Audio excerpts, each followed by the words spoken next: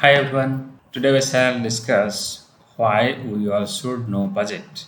Because some people say, is there relevance of budget at all? Why should we know budget at all? Because it is just a government's piece of document. So I am going to explain that why we all should know more about a budget, even though there are a lot of numbers involved in a budget, but it is important for all of us to take interest to know about the budget. So first of all, we should know the constitutional provision. In the Constitution of India, there is nothing called budget. The budget, no, the Constitution of India, in its Article 112, it says that the President of India shall cause the presentation of an annual financial statement in the Parliament. So whatever we are using in general no term as budget, in the constitution it says that it is an annual financial statement, and article 112 provides the provision for this. So when we say annual financial statement, it includes the receipts and expenditures, and the other constitutional provisions like article 114 says that the government has to present separately all the revenues and expenditure, all the receipts and expenditure in the parliament, the sources of receipts and expenditure. And then Article 266 says that all the receipts of the government has to be deposited in the consolidated fund of India. And Article 266 2 says that if government wants to withdraw money from the consolidated fund, it has to obtain the approval of the parliament. So these are the provisions for the government of India. And for state government, Article 270 says that the state government has to present an annual financial statement before the state legislative assembly to withdraw the money from the consolidated fund of the state. So these are the constitutional provisions, and that's how Constitution says that the government has to present an annual financial statement. So that means in a fiscal year, how is government planning to to raise revenue from the public, and how it is going to spend the money for the public.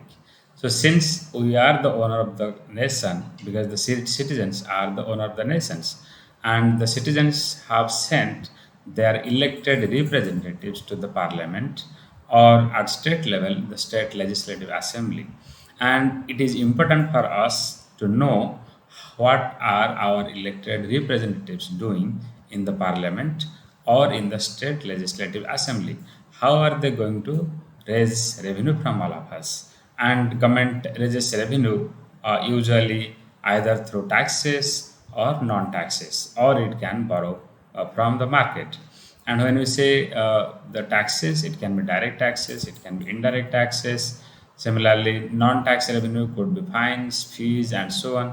And the borrowing can be from the market or from different other sources.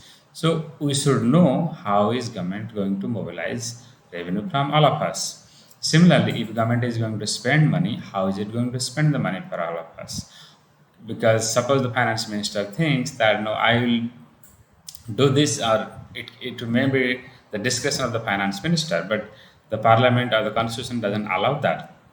So the list of the expenditure has to be approved in the parliament, and that is why we should know the budget. And again, for your information, we should know what is this consolidated fund. Remember, all the money that government manages are managed in three separate accounts. One is consolidated fund of India, or at state level consolidated fund of the state, and then we have a separate account called contingency account, and then we have another account called public account. So a consolidated fund, contingency fund, and public accounts. And in case of consolidated fund, we have to deposit all the money that government raises from different sources. And when government wants to withdraw a single rupee from the consolidated fund, it needs the approval of the parliament at government at national level, and at state level, it needs the approval of the state legislative assembly. And to withdraw anything from or any money from the consolidated fund, there is a need for the approval, and that's a budget, is presented in the parliament or in the state legislative assembly. Now, coming to the contingency fund is basically a separate fund that is kept, aside to meet the emergency situations. Suppose, there is an emergency, and you have not obtained the approval from the parliament, then you cannot withdraw money, but you cannot allow the nation to face unwanted situation. So there is a provision that government can keep some money separately in the contingency fund, and at present something like 500 crore is kept, and government in case of crisis or in emergency can use that money from the contingency fund, and it can obtain the approval of the parliament post facto.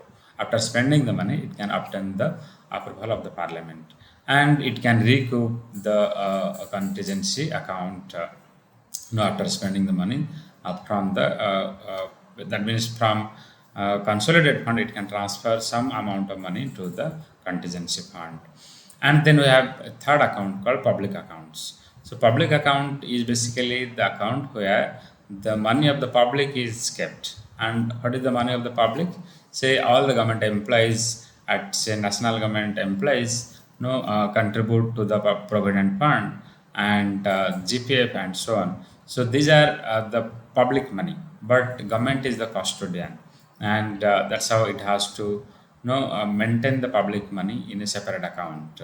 And similarly, at state level, state government employees also contribute to the state public provident. So state government has to manage this fund separately, and this money can be used by the government, as whenever government needs money to say borrow, and government knows that the money of the public which is deposited in public account is not going to be withdrawn on a single day. So it knows or it has the information that what is usually the withdrawal amount, say every month, and the rest amount government can borrow, and the government pays interest on that also. So that's how government manages three account: consolidated fund, contingency fund, and public accounts. And when you see a budget, or what is called in the constitution annual financial statement, the government presents how it is going to utilize the money in the consolidated fund, and it also, you find in the budget there are no description of the consolidated fund and contingency fund, and the public accounts. So that's a, we all should know how government raises revenue from all of us, how it spends money, and so on. So I hope you will take interest to read budget and try to understand the budget, and you will have debates. Now we can have informed debates on the budget. Thank you so much.